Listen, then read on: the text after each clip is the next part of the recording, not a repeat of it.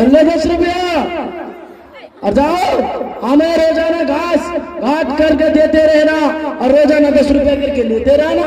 ठीक है पैकर साहब। उसके बाद आपके सामने ड्रामा पेश किया जा रहा है। ये मदरसे के मुतालिक है कि एक नाजिम साहब को कितने परेशानियों का सामना करना पड़ता है और कितने लोग फीस जमा करने के लिए दरखास्त में आते हैं, हम फीस नहीं जमा कर पाएंगे, हम ये नहीं जमा कर पाएंगे, हमारे पास दाखिला फीस नहीं है, हमारे पास महाना फीस नहीं है। तो नाजिम साहब उसको क्या जवाब देते हैं, उनको कैसे मेंटेन करना पड़ता है, ये दिखाया गया। इसका गौर से देखें और ये इबरतनाक आपके लिए ड्रामा है। जब अगर आप तालीम से रुझान पैदा करना चाहते हैं तो आपको क्या करना चाहिए, तालीम के लिए आपको क्या करना चाहिए, फीस का कैसे अदा करेंगे कि आपकी तालीम में रिकॉर्ड नहीं आएगी, इसके मुताबिक आपको ड्रामा दिखाया गया। आप संजीदगी के साथ देखें और उससे इबरत हासिल करें, उससे हिदायत हासिल करें, आप फायदा उठाएं। अस्सलाम वालेकुम। वालेकुम अस्सलाम वरहमतुल्लाह। बच्चे सब अभी तक फीस जमा नहीं कर रहे हैं। जी बोलिए। इतना दिन हो गया कोई बच्चा अभी तक फीस जमा नहीं कर रहा है। किसी का तो दाखिला फीस बाकी है, किसी का महीना फीस बाकी है, किसी ने तो कुछ भी नहीं दिया है। इसीलिए आप क्लास बाय क्लास जाके उसका जायजा लीजिए। जो बच्चा फीस नहीं दिया अभी तक उसको क्लास में बैठने की इजाजत नहीं है। इसलिए आप लोगों को मैं कहता हूं कि जो बच्चा अभी तक फीस जमा नहीं किया, दाखिला फीस हो या महीना फीस हो या कोई किसी भी तरह का फीस हो, अगर वो जमा नहीं किया है तो उसको क्लास में बैठने की इजाजत नहीं है। अगर वो बैठता है तो उसको डायरेक्ट मेरे पास भेजिए। जाइए आप लोग क्लास में और जाकर क्लास में जायजा लीजिए। ठीक है सर।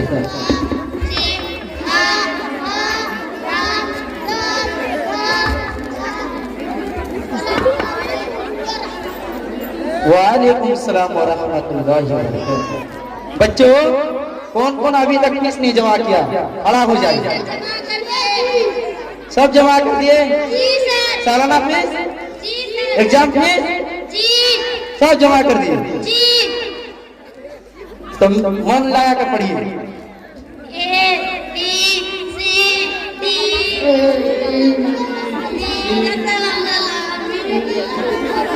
अस्सलाम वालेकुम मौलवी साहब। वालेकुम अस्सलाम व रहमतुल्लाहि व बरकातुहू। बच्चों। जी सर। तुम में से कौन कौन अभी तक महीना फीस नहीं जमा किया है, खड़ा हो जाओ तो। मैं अभी तक फीस नहीं जमा किया हूँ सर। क्यों? अभी घर में पैसा नहीं है, 2-3 दिन बाद दे दूंगा। नाजिम साहब का हुक्म है कि जो महीना फीस नहीं जमा किया है, तुम्हारा तो अभी तक दाखिला फीस भी नहीं जमा हुआ है। जी सर। नाजिम साहब का हुक्म है कि जो महीना फीस या दाखिला फीस नहीं दिया है उसे मेरे पास भेजो। तुम नाजिम साहब के पास जाओ और मिल लो। ठीक है सर, मैं नाजिम साहब के पास जाता हूँ। अस्सलाम वालेकुम नाजिम साहब। वालेकुम सलाम रहमतुल्लाह। बताओ किस लाए बेटा? जी सर, मैं अभी तक दाखिला फीस और महीना फीस नहीं जमा किया हूँ, इसीलिए मौलवी साहब ने मुझे क्लास से भेज दिया है कि आप वापिस जाके नाजिम साहब से बात करें। क्यों नहीं आज तक फीस जमा किया है? मैं रोजाना अपने बाप से मांगता हूँ, लेकिन वो आजकल कहकर टाल मटोल करते हैं, लेकिन मैं कल दे दूंगा। ठीक है, तू कहता है कल दे दूंगा, तो जाओ आज क्लास में बैठो, जाके मौलवी साहब से कह दो कि नाजिम साहब आज क्लास में बैठने के लिए बोला है, कल इंशाअल्लाह दे देंगे। ठीक है, कल दे देंगे। ठीक है सर। क्या हो इरशाद? नाजिम साहब बोला है कि आपको कल तक के लिए छूट दिया जा रहा है, आप कल हर हाल में जमा कर देना। ठीक है, कल जरूर दे देना।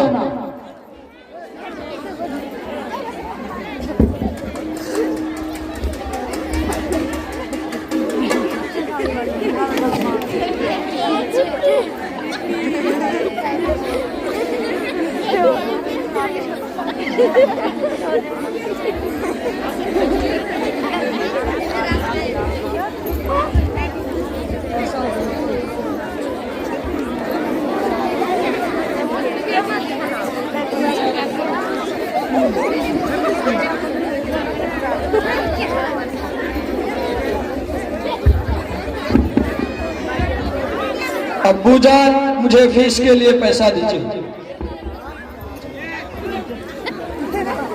अरे बेटा, आज जाओ कल पैसा ले लेना। मेरे पास गुटखा खाने का पैसा नहीं है, मदरसे वाला फीस मांगता है। जाओ पढ़ने के लिए। ठीक है अब्बू जान, लेकिन कल हर हाल में पैसा दे देना। ठीक है बेटा, मैं जुगाड़ कर लूंगा। जाओ। ठीक है।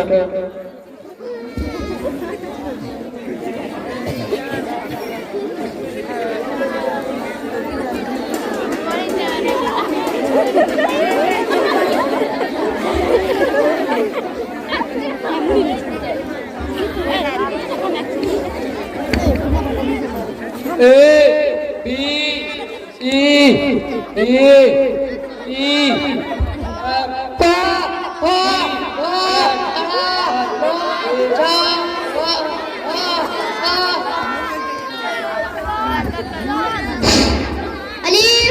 कल कौन बच्चा फीस नहीं दिया था? इरशाद आला। जाइए ये सबसे फिर जायजा लीजिए, फीस लेके आया कि नहीं लेके आया। मुझे तो बोल के गया था कल दे देंगे, आज जाके देखो कौन फीस नहीं जमा किया। अगर फीस जमा नहीं करें इसको क्लास से भगा दो। ठीक है नाजिम साहब, अस्सलाम वालेकुम।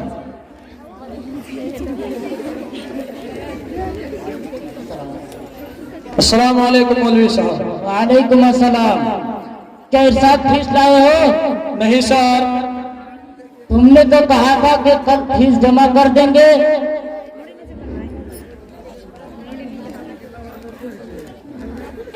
तुम जाओ और नाजिम साहब से मिल लो। ठीक है सर, मैं नाजिम साहब से मिलता हूँ। अस्सलाम वालेकुम नाजिम साहब। वालेकुम अस्सलाम वरहमतुल्लाह। क्या एक आज फीस लाए हो? नहीं सर। आज भी नहीं लाया? नहीं सर। क्यों, तुम्हारा अंकल तुम्हें पैसा नहीं दिया? नहीं सर। क्या कहा? बोल रहा है कि आज जाओ, कल हम कहीं से उपाय करके लाते हैं, तब कल दे देना। अच्छा, तुम्हारे बाप के पास पैसा नहीं है? नहीं सर। गुटखा खाने के लिए चौक जाता है, जाके फर्राटा उड़ाता है, जाके गुटखा खाता है, चाय पीता है, इधर उधर सिगरेट और दीगर नशा और चीज पीने के लिए उसके पास पैसा रहता है, और तुम्हारे फीस के लिए उसके पास पैसा नहीं है। वो जाता है इनामुल के दुकान में पान खाता है और किसके दुकान में जाकर चाय पीता है, वो सब में उसको पैसा आ जाता है। रात 12 बजे तक वो गुटखा गांजा वगैरह पीते रहता है, चौके में गुजार देता है। वो सब के लिए पैसा कहाँ से आ जाता है? तुम्हारे फीस के लिए पैसा नहीं है। आज जाओ तुम्हारे बाप को बुलाओ, जो पैसा दो, नहीं तो हमको नाजिम साहब मदरसा में पढ़ने के लिए नहीं देगा। आज अगर नहीं दिया तो तुम्हारे अब्बू को मेरे पास बुलाऊंगा। ठीक है सर। ठीक है जाओ।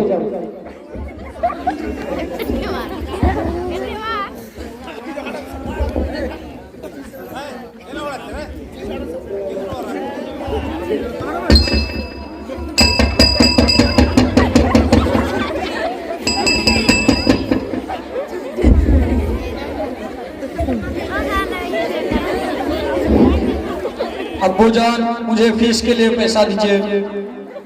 बेटा, मेरे पास पैसा कहाँ? मैं तो गुटखा खाने के लिए कर्ज करके पैसा लाता हूँ। मदरसे वाले रुपया रुपया करता रहता है। झोला पकड़ो और सीधे पढ़ाई छोड़ दो, जब चले जाओ, वरना अपने नाजिम से कह देना कि पैसा कुछ दूरी के बाद दे देगा। ठीक है अब्बू जान, लेकिन नाजिम साहब ने मुझे कहा है कि अगर आप पैसा नहीं लाओगे तो अपने अब्बू को ऑफिस में बुला के लाना। नाजिम साहब ने आपको ऑफिस में बुलाया है। ठीक है, जाएंगे। अब मैं क्या करूं? अब्बू जान भी पैसा नहीं देता है। अब मैं किसी का अगर मजदूरी करने मिल जाएगा तो मैं मजदूरी करके पढ़ूंगा। अब मैं क्या करूं? क्या करूं? चलते हैं कहीं मजदूरी करने के लिए, अगर किसी का मिल जाए और कुछ पैसा मिल जाए तो उसी पैसा से मैं अपना फीस जमा कर दूंगा। पैकर साहब आप कहाँ जा रहे हैं? मैं इधर घास भूसे की तलाश में जा रहा हूँ। मेरे घर में दो बैल है, उनको खाने के लिए कुछ नहीं है। कहीं घास खरीद कर मिल जाए तो खरीद लूंगा। ठीक है सर, मैं आपको एक बोरा घास ला के दूंगा, उसके बदले आप हमें कितना रुपया दोगे? 10 रुपया दे दूंगा। तो ठीक है, मैं आपको एक बोरी घास ला के दूंगा। अब क्या करेंगे, मेरा बाप तो शराब पीता है, गुटखा खाता है और मुझे पैसा नहीं देता है। चाहे कुछ भी हो जाए लेकिन हम पढ़ाई नहीं छोड़ेंगे, चाहे घास काटना क्यों ना पड़ जाए, लेकिन मैं हर हाल में पढ़ूंगा। मेरा बाप मुझे ये सब काम करना पड़ता है, मजदूरी करना पड़ता है। तो मैं क्या करूं, चलो घास काट कर।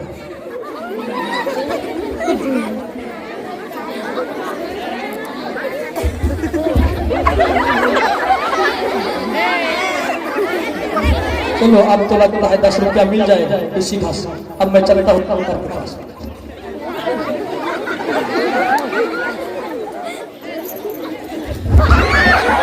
क्या घास गिर गया।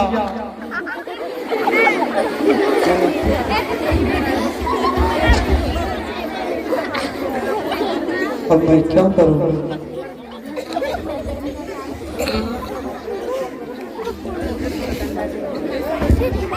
चलो फिर घास।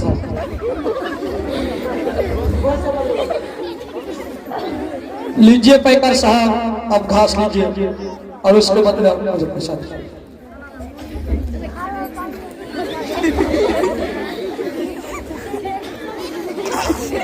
ले 10 रुपया और जाओ।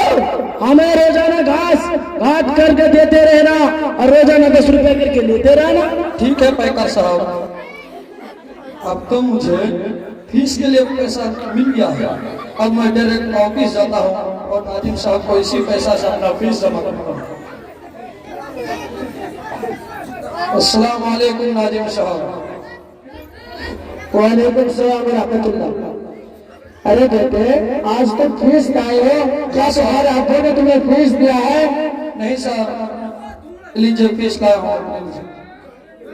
अरे बेटे, तुम्हारे अब्बू ने फीस दिया है लेकिन कम है, महीना का तनख्वाह भी बाकी है, पूरा कंप्लीट भी नहीं होगा, इतना कम क्यों फीस? जी सर, मेरा अब्बू ने मजदूरी करके और वहाँ के मुर्गी और अंडा बेचे हुए पैसा से मैं अपने फीस जमा किया हूँ और जो बाकी है वो कल दे दूंगा। अच्छा, तो ऐसी बात है तो ले तुम्हारा फीस, मैं तुम्हारा फीस माफ करता हूँ और तुम्हारे बाप को भेजो मदरसा। ठीक है, जाओ क्लास में पढ़ो, मेहनत से पढ़ो।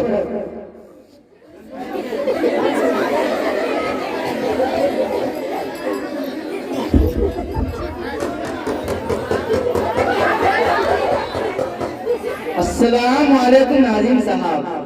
वालेकुम सलाम व रहमतुल्लाह। ये खैरियत से है?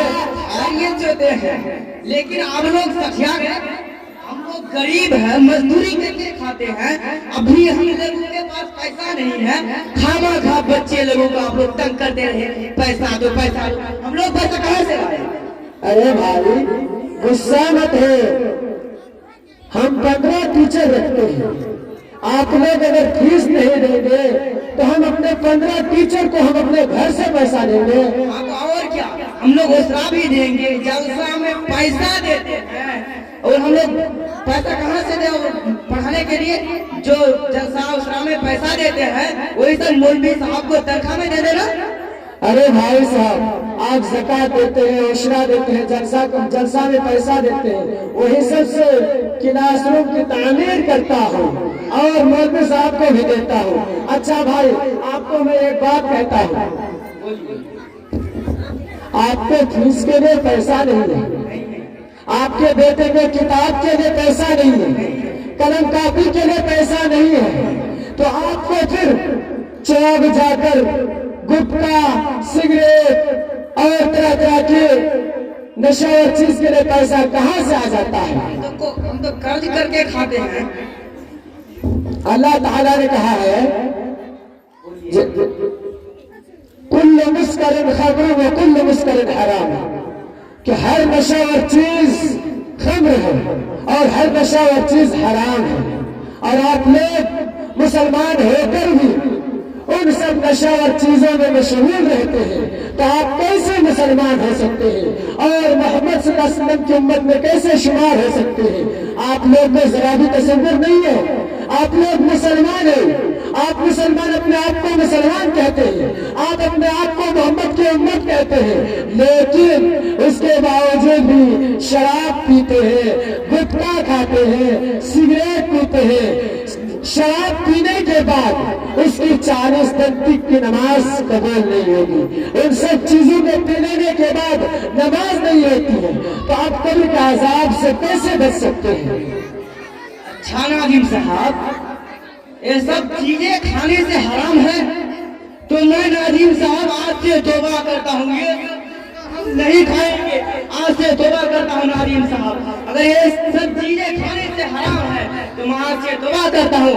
आज के बाद ये सब चीजें खाना छोड़ दूंगा और हम एक टाइम का खाना कम खाएंगे, गुटखा वगैरह जितना ही खाते थे हम नहीं खाएंगे। आपके दुआ करते हैं, लेकिन हमारे बच्चों को सही तरबियत देंगे, इस्लामी तरबियत देंगे। और हमारे मुस्लिम के नौजवान जितने हैं, सुनिए हमारी इस बात को, अगर हम गुटखा खाते हैं, जितना ही नशा करते हैं, ये सब मत खाइए। अपने बच्चों के लिए पढ़ाने के लिए पैसा लगाइए, क्योंकि अगर आपका बच्चा बड़ा होगा तो यही बच्चा जो आप नशा करते थे वही बच्चा आपका नशा भी करेगा। अगर आपके बच्चे को आप पढ़ाए तो वो बड़ा होकर नशा के जगह पे आपका बच्चा नाम कराएगा।